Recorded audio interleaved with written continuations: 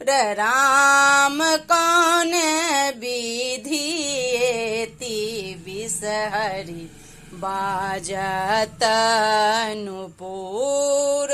राम कौन विधि एति बिसहरि बाजत नुपुर। कटबै चंदन गाछ बेढ़बैम फूल। राम ओहि विधि एति बिसहरि बाजत नुपुर।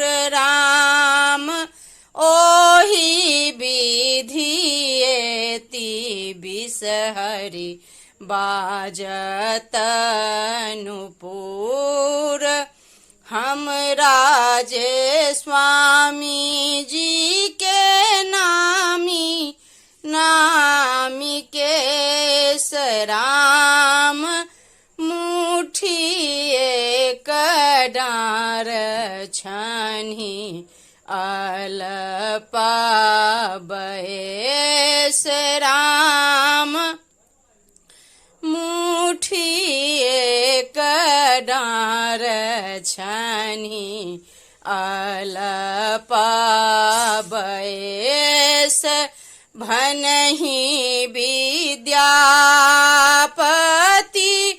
सुनु ए महेश। राम चली भेली बिसहरि तिरहुत देश। राम चली भेली बिसहरि तिरहुत देश।